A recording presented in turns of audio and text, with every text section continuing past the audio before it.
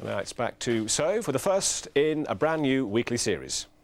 Yes, thanks, Andy, but don't go too far, because here on Granada Tonight, we're always getting letters from people wanting to know how to get jobs in TV. Well, we've decided to start a new series letting you in on some of the secrets of life behind the scenes in film and television. Tonight, we're going to introduce you to someone rather special. Now, you'll all know his voice, and some of you may recognise his face.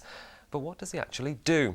All will be revealed now as Andrew Brittain takes us behind the screen.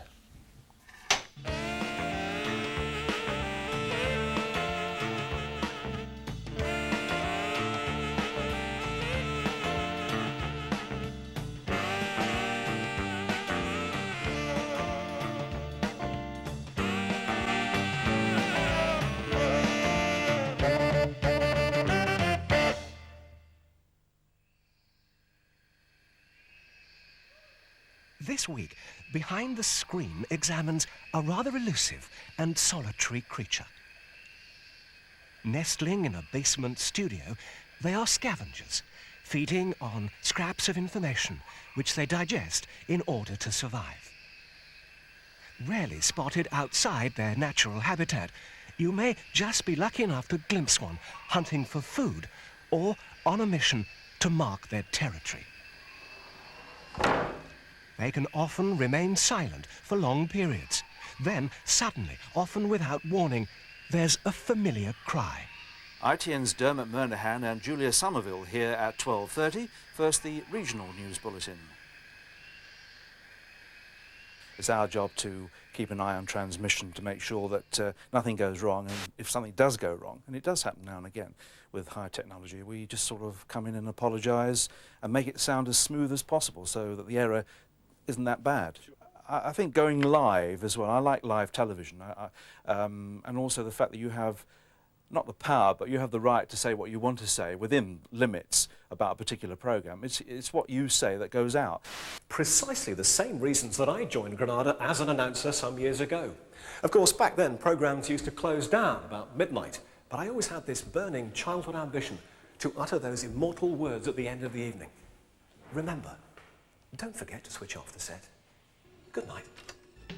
But, would you believe it, a week after I joined, Granada started broadcasting 24 hours a day, so I never did get to say it. The announcer's role, though, has remained essentially the same. Script writing, reacting to transmission problems and ad-libbing are all part of the job. The lunchtime bulletin, usual time, 12:20. Hope to see you then.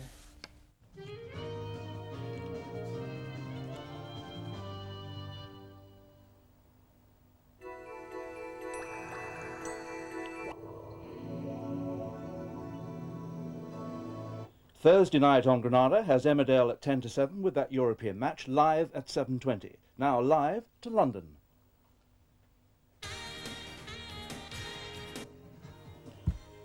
Right, that's it then. Until 12:15. Everything that's say coming up next on Granada, that's written by us, and any intro or any back reference to a trailer. I mean, there are standard announcements that you have to make when you sort of have a breakdown in sound or picture, but they're standard things that you'd know anyway. But basically we're there live and we have to come in at a moment's notice. Hello, Earth? To engineering? Transmission, are you there? Can you hear me? Hello, Colin.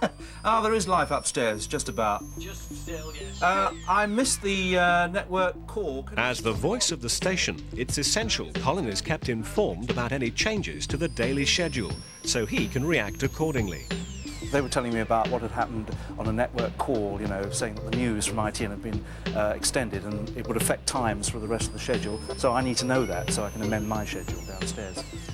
I wanted to ask you about your voice, because that's really the tool of your trade, isn't it? Do you have to look after it in any special way? No, not really. I just sort of, it's there. I mean, I never really think about it. It's a voice that's come with me and it's going with me, and so I just sort of spiel away when I'm on the job. Do you have any... I'm not like Luciano Pavarotti, who has had all these wonderful elixirs to keep his voice in training. Oh, that's right, yeah. It's called gin, I think.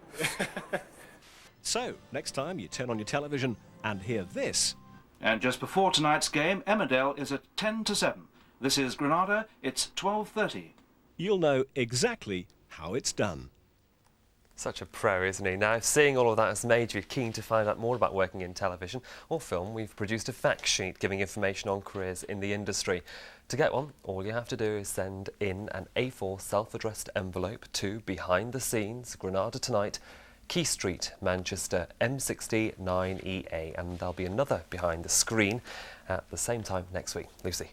Yeah, it's good to see the continuity presenters getting some well-deserved attention for a change. Nice one, Colin. Now, it must have